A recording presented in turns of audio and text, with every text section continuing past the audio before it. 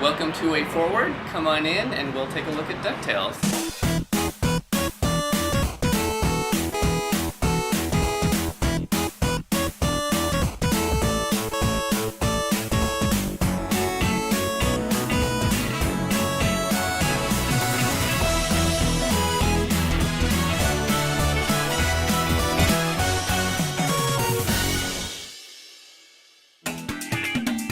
You know, with the character designs of Scrooge, we went through weeks, if not a month or so, of trying to nail down the design of what Scrooge is going to look like, starting from a very Carl Barks look to, you know, something that's a lot more like the show. In the animation process of the game, we blocked out a time every single day to do an animation review, because animation for this game was one of the most important aspects. That we spent at least an hour every single day going over every single animation daily. I personally love Scrooge McDuck. He's my favorite animated character. Was introduced to him in the Carl Barks comics by my sister back in like the early 70s, so I've been following that for a long time. The TV show, DuckTales, that came about for me almost in the middle. As I was explaining to Austin when the project first came up, I'm like, well, I knew Scrooge as a Carl Barks character. Then when the TV show came about, I'm like, oh look, they're referencing Carl Barks comics. I would say all the Scrooge accents in general had Carl Barks all written all over it. So, you know, I mean, whenever I did anything, it always had the sincerity of Carl Barks. I'm really happy that, you know, Matt Bozon really educated me on Carl Barks, who he was, and how special, how important it was to him, and how important it is to me that I know a lot about it. Before I even looked at the show, I tried grabbing as many comics as I can on Carl Barks and looking at his Magica, which is really amazing. And hopefully, again, all that ingrained inside, and then watch the show and purchase them both, and hope to God that when it came out of his hands, or the direction, or the supervision, that it came out sincere. We would act out, you know, all the animations that needed to happen next.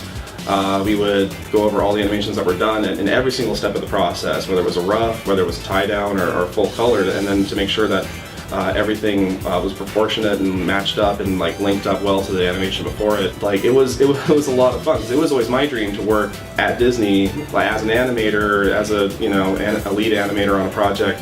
So this was kind of like my opportunity to actually work on something that was really high caliber Disney quality art, and we really ran with that. The biggest part I wanted to do here was that, you know, idols, they usually bop up and down, you know?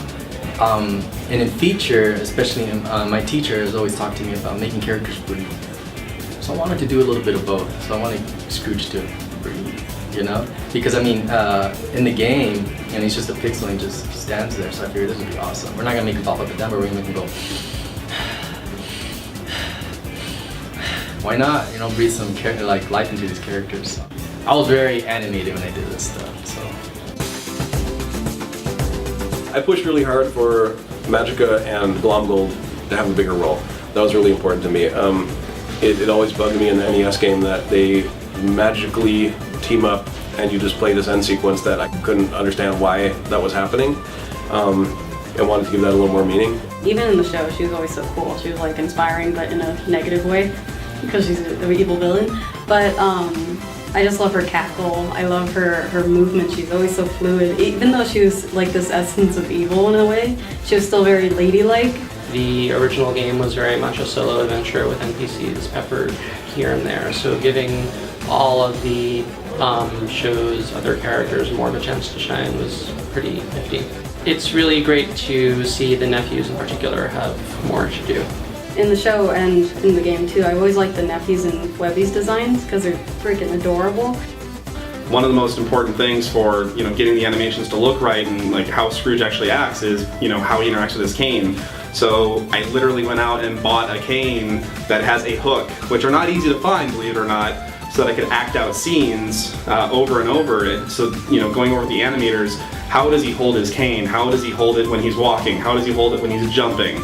And acting things out for, you know, what does he do when he's standing around? We do what we call a long idle. When the character is standing there for 5 seconds and not doing anything, well, you have him animate, you have to do something fun. Well, what do we do? How does he play with his cane? And just by standing around and playing with the cane myself, we came up with ideas of, oh, we should make Scrooge do this, and this is fun. So literally walked around with the cane for a couple weeks and just sort of, you know, got into the feel of what it's like to be Scrooge. once we said DuckTales, you can't not say woohoo afterwards, and that's what it's become for the rest of my life.